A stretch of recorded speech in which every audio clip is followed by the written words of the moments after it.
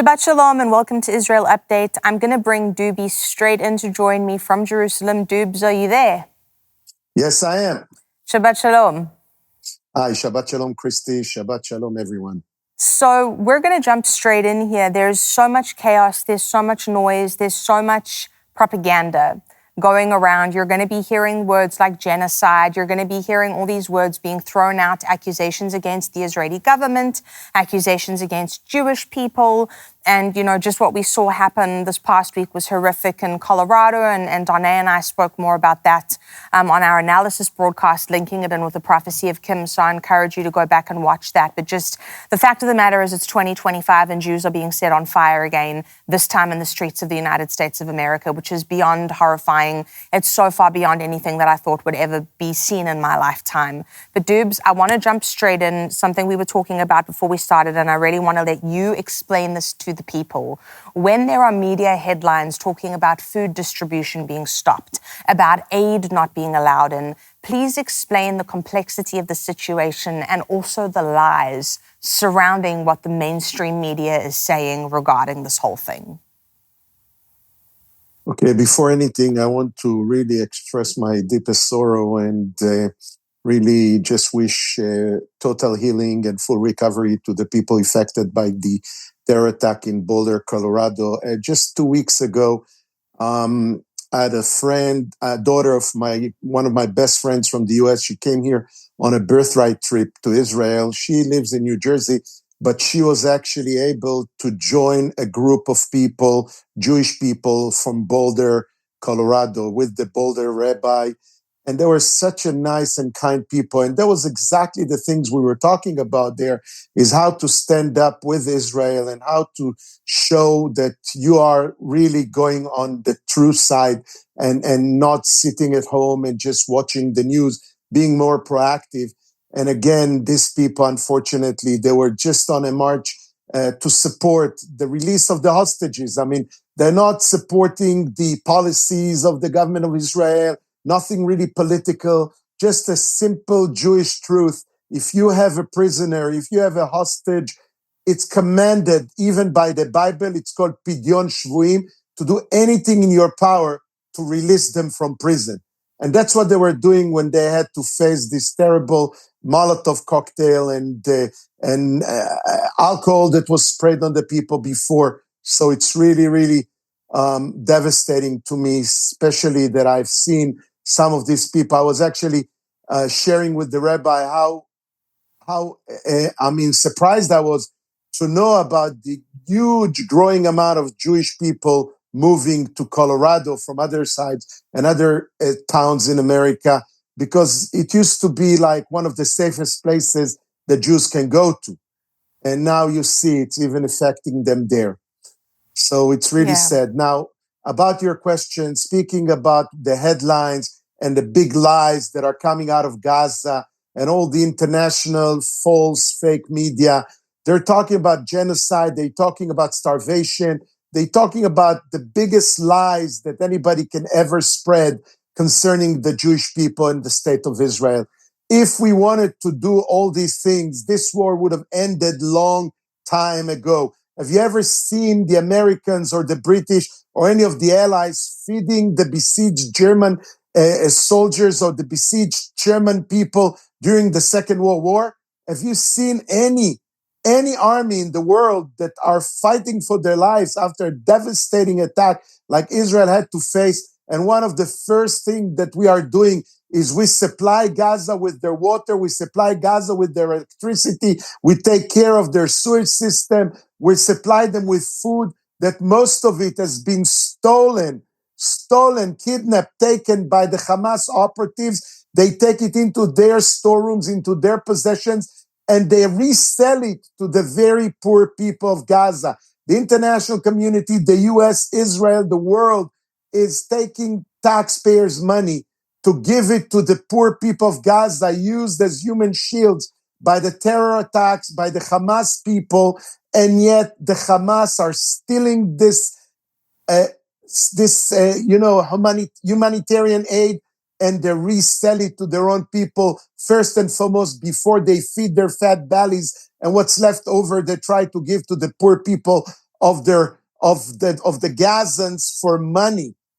So Israel is literally trying their best to build up a whole section in Gaza, actually 4 centers where they are dispersing food and aid to the people of Gaza, but the Hamas are sending their terrorists, their operatives, to block these people from getting there, because they know once they're going to lose their control over the food, they're going to lose the people. And once the people are going to see that they're getting this food for free, Hamas will not be able to finance their terror operations after milking their poor people. So they are the ones that shooting their own people. They are the ones that putting booby traps on their way to the centers. They are the ones that are killing their own people, and they're trying to blame Israel. And the divided, the anti-Semitic world media channels, they are choosing to adopt these lies and echo them as if it's the word of God himself. Trust me, we care about our people even more about the enemies. We could smash Gaza, flatten it down, but yet we are working surgically, trying to separate between the terrorists and the population. It costs us with lives of our own soldiers, because in order to do that, we need to be much more cautious and go much deeper into the land in order to do what we're doing best, is fight without harming as much possible the local people. And yet the Arabs, they don't care about their own people. This guy that threw the Molotov cocktail, he has 5 children and a wife in the US. He knew what would become of them after the attack, and yet he couldn't care less about his own family. You want these people to care about other Arabs? The Arabs, since the beginning of history, more Muslims were killed, murdered, slaughtered by the Muslims than by any crusaders or by any Jews or by any other nation in the world. They have like, I don't know, their national hobby is to kill each other. That's what we're seeing. And they don't care about their own people. You know, they're hiding behind women and children. They're hiding in hospitals, in schools. That's what they're doing. And yet the world is not stopping with the lies and coming to blame Israel. Don't trust the media. Yes, from time to time, when you chop off trees, there'll be some branches and leaves falling down. Unfortunately, this is a war. It cannot be 100% safe for anyone, specifically when the operatives and the terrorists of Hamas are hiding behind people. That's the biggest problem. Dubs, your explanation there was really incredible, and I just want to remind everybody of this. Hitler managed to convince an entire nation of people that a group of innocent humans called the Jews, who fought for Germany, some of whom fought for Germany in World War I, he managed to convince an entire nation of people that the Jews were the reason for everybody else's misfortune. And we are seeing the exact same thing echoed now on a much larger scale in terms of media propagation, because these media outlets are reporting things that are absolute lies. And that is something we are committed to doing here, is bringing you the truth. And remember this, we are the ones swimming upstream. We are the ones who will be standing when the entire crowd is going one way, we're going to go the other way, because we will always be pointed in the direction that God has pointed, and we will always be the ones fighting for the truth. And that is what you will always find with us here at the House of Destiny Israel Update. We are determined to bring you the truth. Now, Dubs, again, you explained that very well. There's obviously an impact on the ground in Israel. There's obviously an impact in the government. Talk to us about that. What is happening with the government while all of these pressures are taking place? Well, actually, what's happening in the government, it has a straight connection to this war, which is the longest continuous war Israel's in had. high velocity. Yes, very, very high, very intense, very high intensity of a war, already over 600 days. And we need people, we need personnel for the military. There have been family members, Yes. there have been people on reserves almost a year and a half.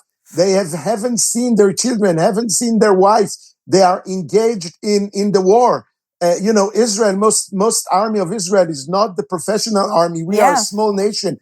The vast majority of the military are reservists. They're reservists, yes. Exactly. And yet we are seeing that the continuous attitude of the religious, ultra-Orthodox religious people that are represented by political parties that are part of the coalition. And once we spoke about how the political system in Israel is ruined. It's really a mess. It's not working very well. It's not like in the US that you can get either the Democrats or Republicans and they really get a chance to govern. In Israel, sometimes you start the elections with 30 different parties. You need 7 or 8 of them to form a coalition so they can govern.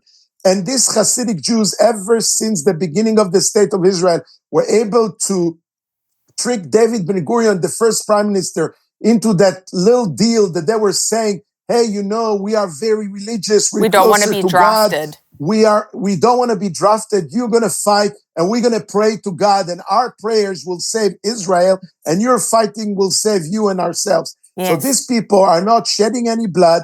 Most of them are capable, well qualified.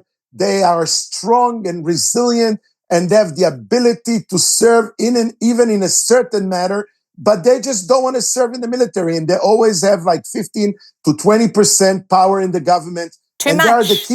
They are the kingmakers. They are the ones who are the kingmakers. And what's happening now, there is a growing pressure within the government and with the public because people have been going back and forth. Now we're talking about people who voted for this government, people who voted for Likud party, people that have been already over a year and a half almost in the military, in the reserves. They want to have a little break. And they cannot have a break. They cannot do that because the Hasidic Jews still don't want to be drafted. And once there is a political pressure right now on the government to draft them no matter what, or otherwise put sanctions on them, they want to now topple the government and go to new elections. It's not going to give them anything because look what's going to happen. If they're going to go to elections right now, most likely with all the protests and all the problems that they are, and if they don't want to go with the right wing and the Likud, they have to go with the left. What is the first thing on the agenda of the left? Is stop this war and draft the Hasidic Jews. So they're not going to give them a snack. No. I just don't understand what's happening now, but unfortunately, we are going towards elections. And that's something for everybody to be aware of. We've covered so much of this over the last number of years here on Israel Update. We have. Doobie and I have done so many shows, Eye on the Election, all these different things. But we really are committed to bringing you the truth. And I'm encouraging you, do not be taken in by the lies of the media. Do not be taken in by the propaganda, because what we're hearing, what is pouring and spewing out of the mainstream media right now is anti-Semitic lies. The same way that Hitler utilized that system to spread lies with Joseph Goebbels going through, at the time, Der Stürmer, the nationalized newspaper, that is on a much greater level now in terms of the propaganda lies spreading, because you've got all these mainstream media shows, you've got Instagram, you've got TikTok, you've got all these different ways that lies are able to get out there. But we are committed to the truth, and the explanation that Doobie gave there about the aid and about what's going on. I come from South Africa and I've seen it, where political parties take hold of aid that is given and they sell it to people who have no money. I've seen it with my own eyes. I lived it. I've seen it. I know that that is what happens. I understand it doesn't happen in America, and that's difficult for people to grasp at times, but it does happen in other regions of the world. It does happen where these groups come in and they steal. These people have to understand that this centers of support and aid, these are centers that are not even run by Israel. Israel finances big deal of it, but it's ran by an American company that have 4 centers in the Gaza Strip, that they are the ones in charge. They already been giving over 2.5 million portions of food in Gaza. And that's what the Hamas wants to stop. In Israel, there's big rejection. I can tell you this, there's a lot of political parties that are saying why Israel should finance their enemies. Why? But the governments still are doing that because we cannot starve our enemies. This is not the way we fight. Yes. This is not the way we fight. We think that there must be some people that maybe wants to take it over from the Hamas, and we want to give them a chance. We want to strengthen the people in Gaza so they will puke out the Hamas influence. They need to throw them away. That's what needs to be happening there. And that's the situation. These people abuses them and they say, yes, okay, let's continue with Hamas. This is unprecedented, the way these people go with their heads bashing them in the wall because either they're too afraid of the cruelty of Hamas or maybe they think this is the right way to go. I don't know. But we cannot really understand the enemies of Israel using westernized ideas and materials and using our morals.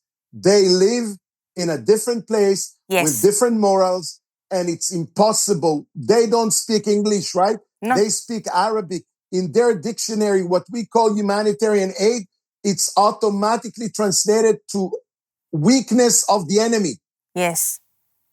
And there it is.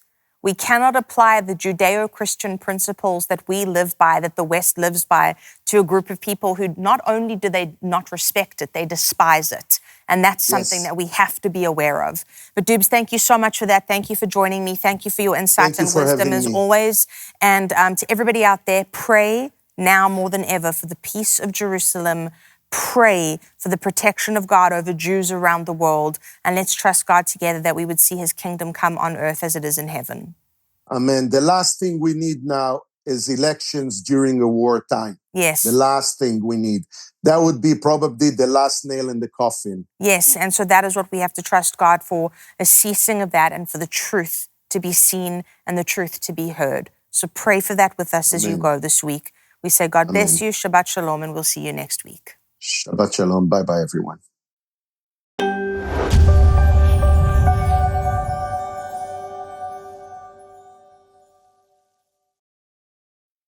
Hello, friends. I'm Donna Clement Petrushka, and I am honored to invite you to something truly extraordinary, the Kim Clement Prophecy Vault.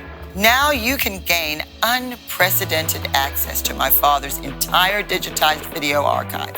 Every prophetic moment, every powerful teaching, every anointed worship session is now available to you in the Prophecy Vault. Plus, I'm excited to share that my dad's special School of the Prophets teachings are included, offering you deep, transformative lessons on hearing God's voice and understanding his revelations. Your partnership is crucial. Not only will you gain access to these incredible resources, but you'll also help us continue the vital work of preserving, digitizing, and adding new Kim Clement material to the archives. I'm inviting you to step into the Kim Clement Prophecy Vault. Let's embark on this journey of revelation together, and I can't wait to see you inside.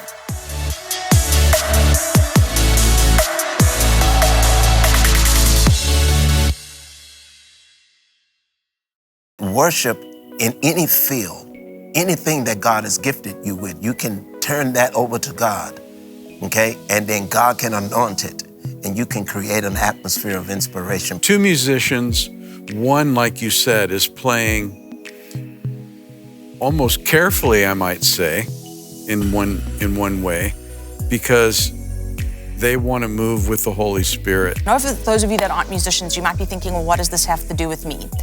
It's got a lot to do with you. Right. Because as a human, we can just be humans that are going through the earth existing, or we can be ministers of light everywhere that we go. And your call is to do this. Watch now at real-faith.tv. To celebrate our newest launch, Rev 7, I'm bringing you an amazing introductory offer, plus an exclusive overstock sale that you're not going to want to miss. Rev 7 is our premium energy drink that tastes great and gives you energy all day with no jitters and no crashes. That's because there's no sugar and no caffeine.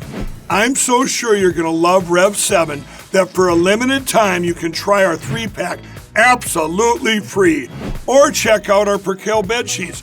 I can't believe I'm even going to say this. Every color, every style, every size, only $29.88. So go to mypillow.com or call the number on your screen. Use your promo code to save 20% on our Rev 7 12-packs or try our introductory 3-pack absolutely free. And our Percale bed sheets, all sizes only $29.88, even the queens and kings. Inventory is extremely limited, so order now. We here at the House of Destiny are partnering with you to let our viewers, of course, know about your company. It's Beverly Hills Precious Metal. Andrew, explain how that works. So I'll walk you through it right now. So if you go to bh-pm.com, right there on the homepage, you'll see a form that you could fill out. And that form is very important in letting us know how we can help you. So you just put in your first name, last name, email address, phone number. There's a section that says, how did you hear about us? And in there, put Kim Clement. And then there's a portion where you could write a couple of notes down on the bottom. Usually within about 24 to 48 hours, we'll contact you by phone call, and then we'll go over everything with you. This isn't a high pressure deal. We always recommend that if you feel uncomfortable, take a step back, pray about it. You will gain the answers that you need by doing that, and come back to us when you're comfortable.